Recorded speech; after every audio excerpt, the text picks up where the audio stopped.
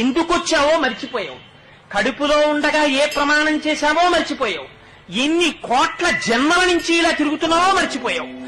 మళ్ళీ నా వాళ్ళు 4 రూపాయలు సంపాదించాలని మళ్ళీ పట్టుకుని బయలుదేరావు.